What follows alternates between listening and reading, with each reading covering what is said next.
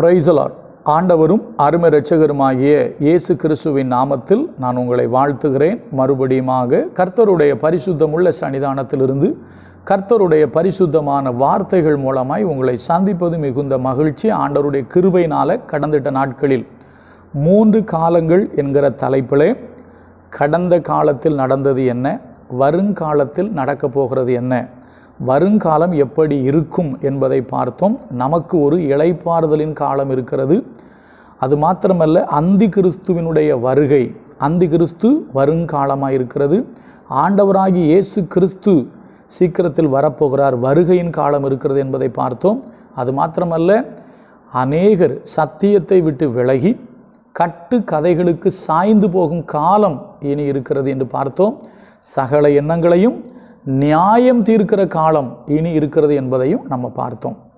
இப்போ நான் வருங்காலத்தில் கிறிஸ்துவோடு கூட வாழ வேண்டும் என்று சொன்னால் இந்த காலத்தில் நான் வாழ வேண்டிய விதமாக வாழ வேண்டும். அதனால தான்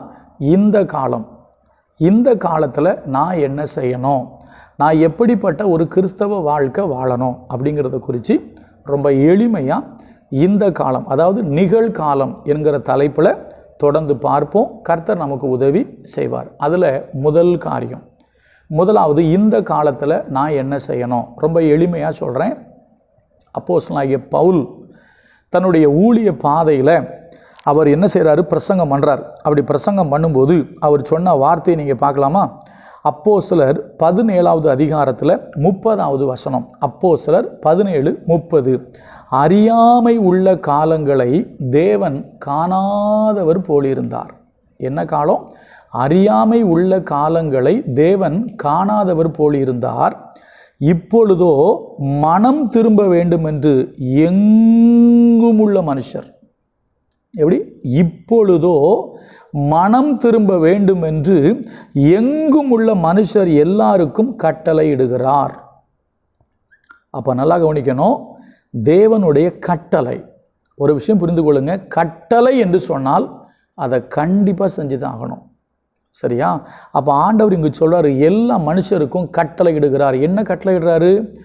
எங்கும் உள்ள மனுஷர், வானத்தின் கீழே பூமியின் மேலே இருக்கிற எல்லா மனுஷனும் மனம் திரும்பணும். இப்போ இந்த மனம் திரும்புதலை நான் 2ஆக பிரிக்கிறேன். ஒன்று, இயேசு கிறிஸ்துவை அறிவதற்கு முன்னால் ஒரு மனம் திரும்புதல் இருக்குது. நான் இயேசு கிறிஸ்துவை அறிந்த பின்பு நான் என்னை நிதானித்து என்னுடைய குறைகளை பார்த்து என்னை நான் திருத்தி கொள்ள வேண்டும். சரியா? ஆண்டவர் அறியாமல் ஒரு காலத்தில் இருந்தோம், இன்றைக்கி மனம் திரும்பி யாற்ற வந்துட்டோம், இயேசு கிறிஸ்துட்ட வந்துட்டோம். இப்போ யோவான் ஸ்நானனுடைய முதல் பிரசங்கமும் மனம் திரும்புதலை பற்றி தான். ஆண்டவராகிய இயேசு கிறிஸ்துனுடைய முதல் பிரசங்கமும் மனம் திரும்புதலை பற்றி தான். சீஷர்களும் எங்கே போனாலும் மனம் திரும்புங்கள் தான் பேசினாங்க. சரியா? இயேசு கிறிஸ்து தன்னுடைய சீஷர்களுக்கு சொன்ன ஒரு மிக முக்கியமான காரியம் என்ன அப்படின்னா, அதை கொஞ்சம் தெரிஞ்சுக்கிடுவோம், அதுக்கப்புறம் உள்ளே போவோம். லூக்கா 24வது அதிகாரத்தில் 47ஆம் வசனம். லூக்கா 24:47. அன்றியும் மனம் திரும்புதலும் பாவ மன்னிப்பும் எருசலேம் தொடங்கி சகல தேசத்தாருக்கும் அவருடைய நாமத்தினாலே பிரசங்கிக்கப்படவும் வேண்டியது. அப்போ உலகம் எங்கும் இருக்கிற, அதாவது எருசலேமில் ஆரம்பித்து இந்த மொத்த உலகத்துக்கும் பிரசங்கிக்கப்பட வேண்டிய ஒரு செய்தி மனம் திரும்புதல், பாவ மன்னிப்பு. இதுதான் முக்கியமாக நம்ம பிரசங்கம் பண்ணணும். இன்றைக்கு வேறு மாதிரிலாம் பேச ஆரம்பிச்சிட்டாங்க, கர்த்தர் அவர்களை பார்த்துக்கிறட்டும். ஆனால் என்னென்னா, இன்றைக்கு ஒவ்வொரு மனிதனும் மனம் திரும்பணும். இப்போ ஒரு சின்ன கேள்வி உங்களுக்கு வரும். நாங்கள் ஏற்கனவே மனம் திரும்பி பாவ மன்னிப்பு கண்டு நாங்கள் ஞானஸ்நானம்லாம் வாங்கிட்டோம், மனம் திரும்பி, சரிங்களா? நாங்கள் ரட்சிக்கப்பட்டிருக்கோம், நாங்கள் பரிசுத்தாவி பெற்றிருக்கிறோம், நாங்கள் ஒரு நல்ல ஆவிக்குரிய சபைக்கு போயிட்டுருக்குறோம், நாங்கள் எங்களால் முடிஞ்ச ஊழியங்களை செஞ்சுக்கிட்டு இருக்கிறோம், நாங்கள் மனம் திரும்பணுமா அப்படின்னு நீங்கள் கேட்கலாம். ரொம்ப எளிமையாக சொல்கிறேன், நம்ம செய்த பாவத்திலிருந்து ரட்சிக்கப்பட்டு விடுதலையாகி வந்துட்டோம். இப்போ நம்ம வாழ்கிறது எங்கே வாழ்கிறோன்னா, இந்த பாவ உலகத்தில் தான் வாழ்கிறோம். நம்மை சுற்றி நெருங்கி என்ன நிற்குன்னா, பாவம் நிற்குது. நம்ம போய் அந்த பாவத்தில் விழலைனாலும் அந்த பாவத்தினுடைய அந்த என்ன சொல்கிறது, பாவத்தின் வல்லமை அப்படின்னு சொல்லலாம். இப்போ உதாரணமாக சொல்லணும்னா, இப்போ நம்ம போய் என்ன செய்ய மாட்டோம், அந்த அழுக்கில் போய் நம்ம உட்கார மாட்டோம், குப்பையில் போய் நம்ம விழ மாட்டோம். ஆனாலும் நம்ம டெய்லி குளிக்கிறோம், ட்ரெஸ்ஸை என்ன பண்ணுறோன்னா சேஞ்ச் பண்ணுறோம், துவைக்கிறோம். சரியா? அதே போல தான் இந்த பாவ உலகத்தில் நாம் வாழ்கிறதுனால ஒவ்வொரு நாளும் நம்மை நாமே நிதானித்து அறிந்து, ஒருவேளை நம்மக்கிட்ட ஏதாவது குறை, அதாவது கரை, திரை, பிழை இருக்குமே ஆனால் அதை நம்ம ஆராய்ந்து பார்த்து ஒவ்வொரு நாளும் நம் தேவன் பக்கம் என்ன செய்யணும்னா மனம் திரும்பணும். இதுதான் உண்மை. ஆனால் இதை சொன்னால் சில பேர் ஒத்துக்க மாட்டாங்க. இப்போ உதாரணம் சொல்கிறேன். ஆண்டவர் வெளிப்படுத்தின விசேஷத்தில் தம்முடைய தூதனை அனுப்பி 7 சபைகளுக்கு சொல்கிறார். அப்போ அவர் சொல்லும்போது என்ன திரும்ப சொல்கிறாரு? சபைகளுக்கு சொல்லும்போது நீ ஜாக்கிரதையாக இருந்து என்ன செய், மனம் திரும்பு. என்ன சொல்கிறாரு? நீ ஆதியில் செய்த கிரியைகளை நீ செய்யாமல் போயிட்ட. அடுத்தது சொல்கிறாரு, நிக்கோலாய் மதஸ்தருடைய போதனைகளை கை கொள்றவங்க அவங்ககிட்ட இருக்கிறாங்க, பிழையாமுடைய போதனையை கை கொள்றவங்க அவங்ககிட்ட இருக்கிறாங்க. அப்போ இது எல்லாமே தப்பு தானே? அப்போ இந்த மாதிரி காரியத்திலேருந்து நீங்கள் என்ன செய்யணும்னா மனம் திரும்பணும். எப்படி? நம்ம முதல்ல நல்லா இருந்திருப்போம், நல்ல ஆண்டவருக்காக வைராக்கியமாக வாழ்ந்திருப்போம், இப்போ அப்படியே கொஞ்சம் டவுனாக இருப்போம். நான் அந்த ஒன்றை மட்டும் படிக்கிறேனே. வெளிப்படுத்தின விஷயத்தில் பார்த்தீங்கன்னா அவர் சொல்கிறாரு, வெளிப்படுத்தல் 2:4-5 படிக்கிறேன். வெளிப்படுத்தல் 2:4-5. ஆனாலும் நீ ஆதியில் கொண்டிருந்த அன்பை விட்டாய் என்று உன் பேரில் எனக்கு குறை உண்டு. ஆகையால் நீ இன்ன நிலைமையிலிருந்து விழுந்தாய் என்பதை நினைத்து மனம் திரும்பி ஆதியில் செய்த கிரியைகளை செய்வாயாக. அப்போ எதில் நான் மனம் திரும்பணும்? நான் ஏற்கனவே நல்லா ஜெபம் பண்ணிக்கிட்டு இருந்தேன், நல்ல ஆண்டவரை பற்றி மற்றவங்களுக்கு சொல்லிக்கிட்டு இருந்தேன், நல்ல சர்ச்சுக்கு போயிட்டு இருந்தேன், நல்ல ஒரு கிறிஸ்தவ வாழ்க்கை வாழ்ந்துட்டு இருந்தேன். காலப்போக்கில் என்ன சொல்கிறது, சில சூழ்நிலைகளில், சில போராட்டங்களில், சில இழப்புகளில் நான் என்ன பண்ணிட்டேன்னா விசுவாசத்தில் தளர்ந்து சர்ச்சுக்கு போகிறத குறைச்சி, ஆண்டவருக்காக செயல்பட்டதை குறைச்சி, என்னுடைய ஆவிக்குரிய வாழ்க்கை அனலும் இல்லாமல் குளிரும் இல்லாமல் போயிட்டுருக்கு. ஏதோ சர்ச்சுக்கு போகிறேன்னு போயிட்டுருக்கோம். இந்த நிலைமை தப்பு. அதனால் நீ இதை விட்டு மனம் திரும்பி நீ முன்பு எப்படி இருந்தாயோ நீ அப்படி இரு. இதுதான் அங்கே சொல்கிறார். அதே போல் நிக்கோலாய் மதஸ்தருடைய, அதாவது மாறுபாடான உபதேசத்தை நீ கை கொண்டுட்டு இருக்கீங்க, அதிலிருந்து மனம் திரும்புங்க. உங்கள் நிலைமையே தெரியாமல் நீங்கள் இருக்கீங்க.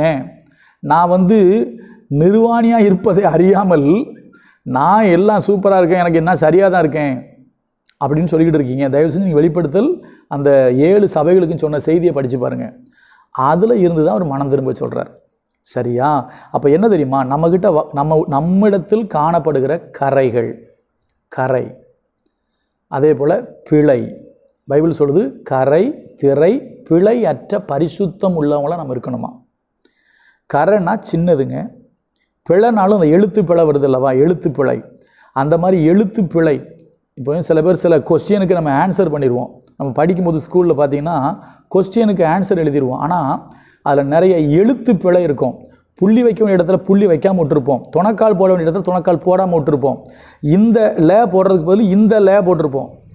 இப்படி நிறைய மிஸ்டேக் பண்ணியிருப்போம். அதுக்கு பிறகு தான் எழுத்து பிழை. அதே போல் தான் நம்மக்கிட்டையும் சின்ன சின்ன சின்ன சின்ன குறைவுகள் காணப்படுகிறது. அந்த சின்ன சின்ன குறைவுகளில் இருந்தோம் நீங்கள் என்ன பண்ணுங்கன்னா மனம் திரும்புங்க. ஏன் தெரியுமா? ராஜா வரப்போகிறாரு. சரியா? அவருடைய வருகையில் நீங்கள் அவரோடு கூட எடுத்துக்கொள்ளப்பட்டு போகணும். அப்படின்னா கரை, திரை, பிழையற்ற மகிமை உள்ள சபையாக இருந்தால் தான் அவருக்கு முன்னால் போய் நிற்க முடியும். சரியா? அதனால தான் ஒரு பழைய பக்தன் பாடுறான், கரை திரை முற்றும் நீங்கிடவே கர்த்தர் நம்மை கழுவிடுவார். கரை திரை முற்றும் நீங்கிடவே கர்த்தர் நம்மை கழுவிடுவார். வருகையில் எம்மை சேர்க்கும் வரை வழுவாமல் காத்திடுவார். கரை திரை இல்லாமல் இருந்தால் தான் அவர் முன்னால் போய் நிற்க முடியும். அதனால் என்ன கரை இருக்குன்னு பார்த்து, என்ன குறை இருக்குன்னு பார்த்து, என்ன பிழை இருக்குன்னு பார்த்து சபையானது, விசுவாசிகளும் ஊழியக்காரங்களும் மனம் திரும்ப வேண்டும். அதனால் அவர் சொல்கிறாரு, அறியாமை உள்ள காலங்களில் காணாதவர் போல இருந்துட்டார். இப்போ நீங்களும் நல்லா பைபிள் படிக்கிறீங்க, நல்லா பிரசங்கம் கேட்குறீங்க, உங்களுக்கு நல்ல சத்தியம் தெரியுது. அதனால் சத்தியத்தின் வெளிச்சத்தில் உங்களை பார்த்து, வசனத்தின் வெளிச்சத்தில் உங்களை பார்த்து உங்களுடைய குறைகளிலிருந்து என்ன பண்ணுங்க, மனம் திரும்புங்க. அப்படி மனம் திரும்பினால் அவர் வரும்பொழுது அவரோடு கூட சேர்த்து கொள்ளப்படுவோம். நாளைக்கு வேறு ஒரு காரியத்தை பார்ப்போம். இந்த காலம் ப்ரெசண்டில் நான் என்ன செய்யணும் நாளைக்கு பார்ப்போம். God bless you.